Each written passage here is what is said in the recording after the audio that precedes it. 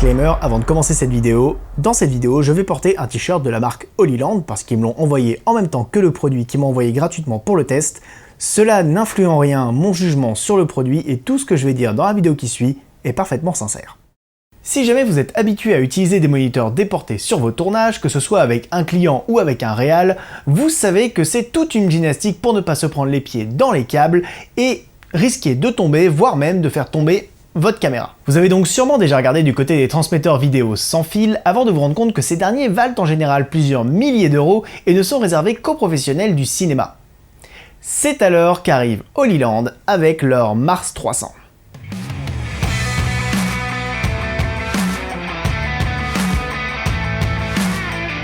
Le Mars 300 de chez Holyland, c'est un transmetteur sans fil en HDMI permettant d'envoyer votre signal vidéo et audio à une distance allant jusqu'à 90 mètres. Et il supporte les signaux jusqu'en 1080p à 60 images par seconde.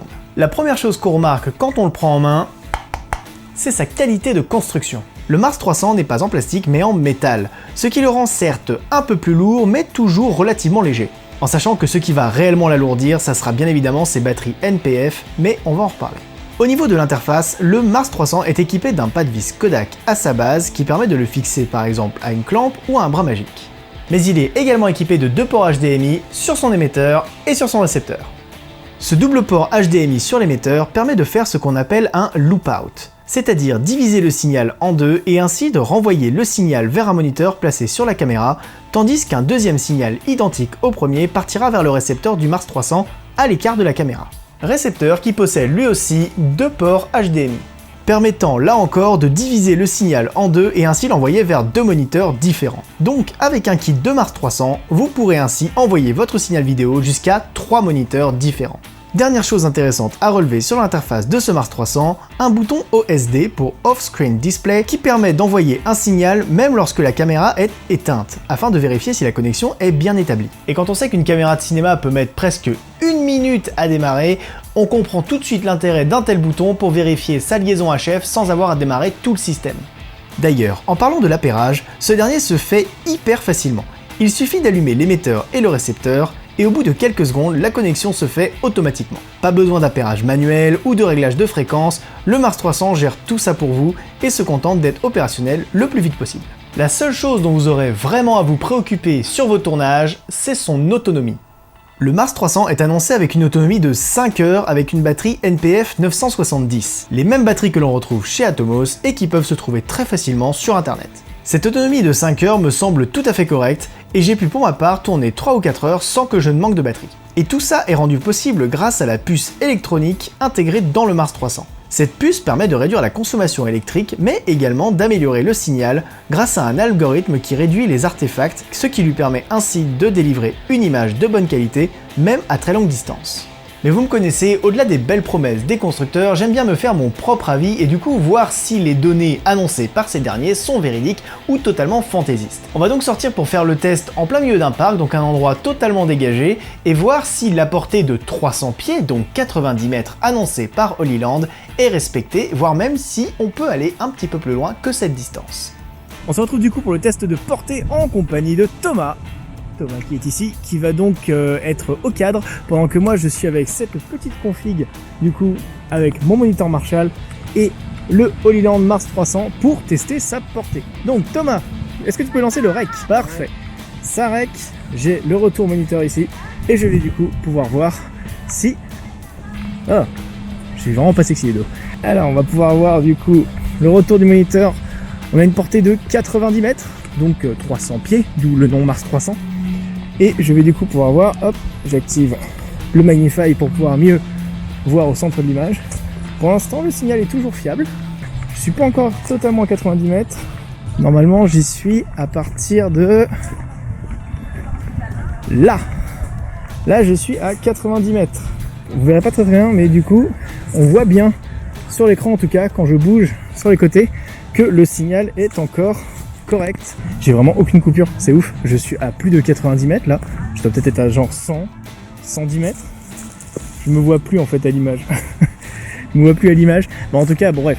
J'ai dépassé de bien au moins 10-15 mètres la distance maximale annoncée par Holyland.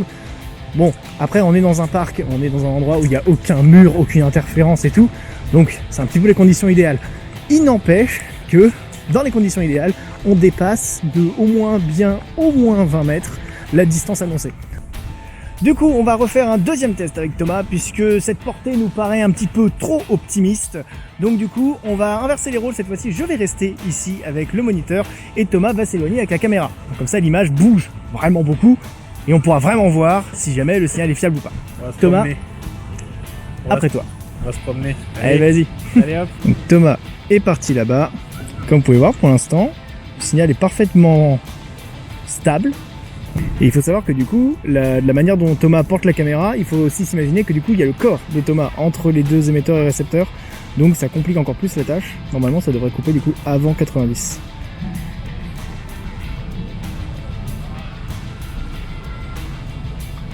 Là, ça tient, hein. Ça tient bien. Là, il doit être à peu près à 70 mètres.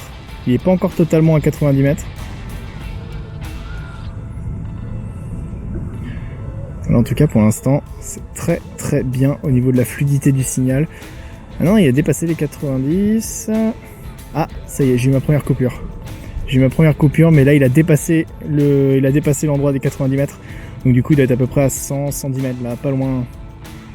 Il y a une coupure quand il se retourne. Ah, ça y est, j'ai des coupures. Là, de ce que j'en vois, il est à peu près à 120, 130 mètres. Avec, du coup, un corps de Thomas entre les deux. Il faut bien imaginer, le corps humain absorbe beaucoup d'ondes. Ouais, non, ça reste quand même globalement très bien. Ça reste quand même globalement très bien. Il y a des micro-coupures, mais ça reste exploitable, quoi. On va dire, allez, sans problème, jusqu'à 100, 110 mètres, on est good. On est très good.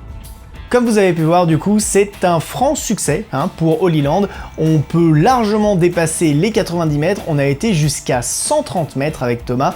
Et à 130 mètres, même si quelques micro-coupures pouvaient intervenir, on avait toujours un signal globalement assez fiable et assez fluide.